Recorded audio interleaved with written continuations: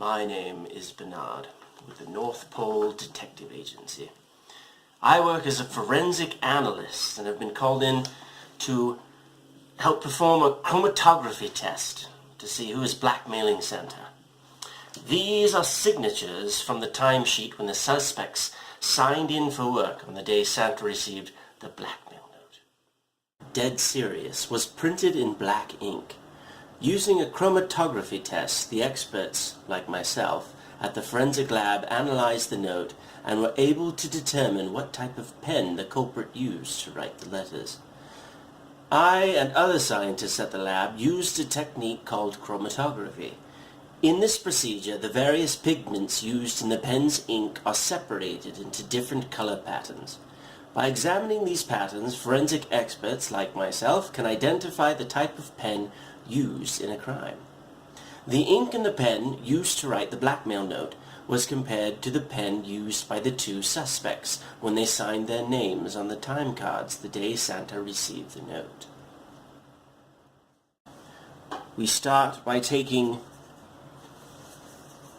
this Dead Serious directly from the letter and dip it into the water. Notice that when we dip it, water will begin to climb up through the paper.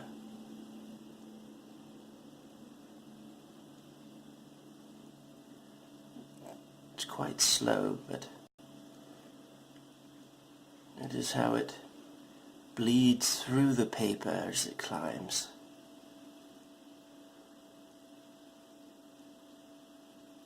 We don't have to let it go the entire way, just a little bit further.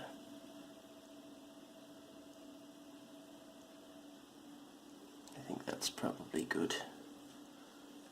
We'll rest it right here. And we look at the ink that's inside the water, as well as the parchment, and we let it dry. Then we take one of the suspects' names. We do the same.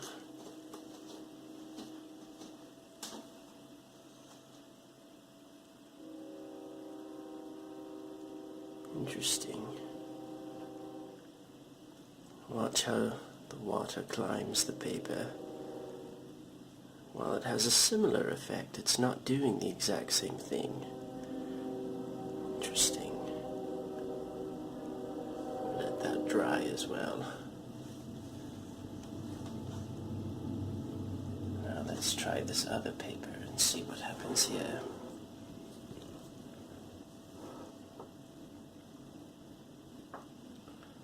Notice how the pen is bleeding like Dead Serious was. That is a clear sign it was the same pen. But to be certain, we have to let it dry. Based on this evidence, who do you think the guilty person is?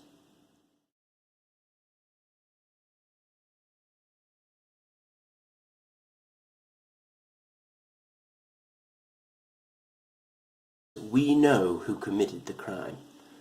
The blackmailer is clearly Yuli Gooch. Detectives made the arrest, and Yuli ran his antiviral program to correct the data. He then fell to the floor at Santa's feet, begging for forgiveness. "Please give me another chance and don't send me to jail," he pleaded. Santa didn't press charges.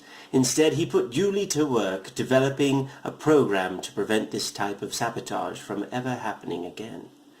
Each day, Yuli must report his progress to Santa.